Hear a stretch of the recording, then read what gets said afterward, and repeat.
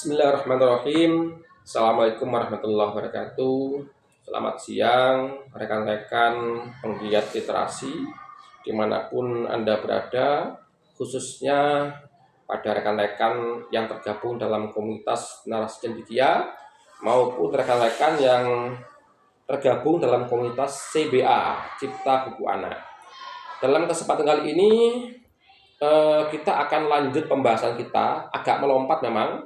Kalau pada sesi-sesi yang sebelumnya kita sudah bahas tentang prinsip utama dan karakteristik buku anak.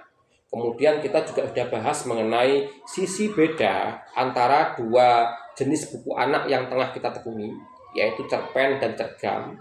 Titik perbedaannya di mana aja.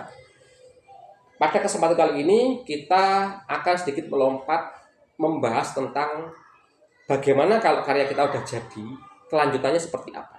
So what? Kan? Nah, jadi Bapak Ibu sekalian, ketika kita sudah punya karya, punya naskah ya, yang sudah jadi, naskah buku apapun lah ya, buku anak maupun buku secara umum, udah jadi, udah fix, terus kemana arahnya? Ada dua arahnya. Yang pertama, buku itu bisa kita cetak. Kita cetak ke percetakan ya, atau kita cetak sendiri lah ya, kita print sendiri mungkin ya, kemudian sampulnya ya kita print sendiri, mungkin kita jilid sendiri ya kan, atau biar lebih bagus kemudian dipercetakan, biar mirip kayak buku beneran layar, kita cetak. Itu pertama.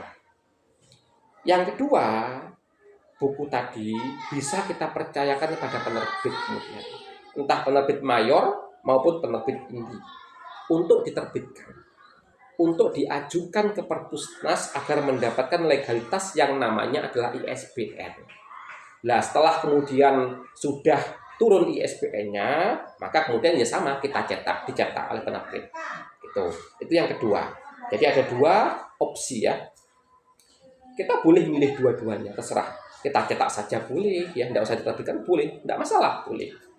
Dan dengan dicetak saja maka ya sudah ada bukti bahwa inilah hasil saya berkeringat, berkarya, berpikir, menulis, ini akhirnya jadi buku dan konkret, real, bisa dibaca, bisa dipegang, bisa dibagikan ke orang lain ya, orang lain bisa baca, bisa dijual ke orang lain kalau dia mau, kalau orangnya mau. Nah, itu.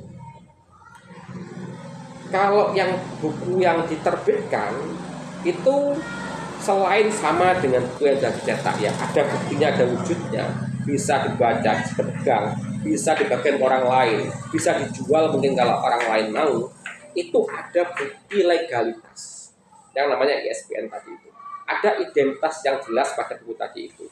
Apa saja di situ nanti akan kita dapat sertifikat, semacam sertifikat ya, yang di situ ada nama kita, ada judul buku kita, ada penerbit mana yang menerbitkan, ada kapan terbitnya, bulan dan tahun kapan. Dan yang paling penting ada nomor seri yang namanya ISBN tadi itu. Tertera di situ dan tertera di bagian belakang bukunya ya, ada barcode, ada nomornya, itu nomor ISBN, dan itu bisa kita cek dalam website Perpusnas. Nah, di situ kita akan tertera nama kita, buku kita, kapan terbit, ISBN-nya berapa, sama dengan yang kita peroleh dalam sertifikat itu. Itulah kemudian identitas dan legalitas buku. Nah, sehingga tentu sama-sama berbentuk karya ya, sama-sama berupa karya yang kemudian wujud real. Karya yang diterbitkan tentu poinnya lebih tinggi daripada karya yang sudah dicetak, ya kan? Punya identitas yang lebih jelas, punya legalitas yang ya lebih mantap, lebih legal, gitu kan? Meskipun bedanya juga mungkin secara biaya berbeda. Kalau karya yang dicetak ya hanya biaya cetak saja, berapa biaya cetaknya per buku. Kalau nyetak sekian eksemplar ya dia berapa biayanya, gitu aja. Nggak ada biaya yang lain gitu.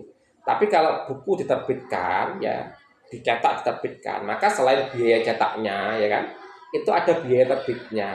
Biasanya satu paket penerbitan ya kan, itu berapa ya, layanannya ya itu tadi diterbitkan oleh penerbit ya, kemudian mungkin juga dibantu menatakan lagi biar lebih rapi ya kan, dan dapat berapa cetak mungkin penulisnya.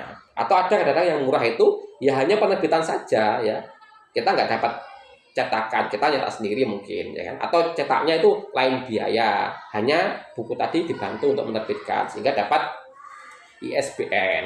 Nah, itu begitu. Kadang ada buku itu yang diajukan ISBN ya melalui penerbit, tapi ternyata tidak lolos ISBN. Maka kalau seperti itu, solusinya adalah dibuat QRCBN, gitu kan? Penerbit kemudian memberikan QRCBN, legalitas tapi dari penerbit, namanya QRCBN. Sama ada nomornya, cuman tentu legalitasnya atau bobotnya di bawah ISBN. Kalau ISBN itu nasional ya, itu Perpusnas nasional, dan itu nomor seri yang berlaku di dunia. ISBN itu nomor seri yang berlaku di dunia, dan pengajuannya di Perpusnas. Perpusnas lah yang berhak memberikan ISBN. Cuman ada kelayakan lolos panda. Solusinya kalau misalkan nggak lolos maka QRCBN. Nah, berarti buku tadi itu tetap punya legalitas hanya di bawah ISBN. Kalau hanya dicetak saja, ya itu hanya bukti saja terbit, ya wujud saja, tapi nggak memiliki legalitas ya. Identitasnya ya mungkin di situ hanya ada siapa penulisnya di covernya, tentu ada judulnya, gitu kan, ada wujudnya, tapi kita nggak bisa cek kemanapun. Buku tadi itu nggak bisa kita cari di Perpusnas, nggak bisa kita konfirmasi ya. Gitu. Jadi tidak ada identitas yang lebih jelas dan tidak memiliki legalitas gitu.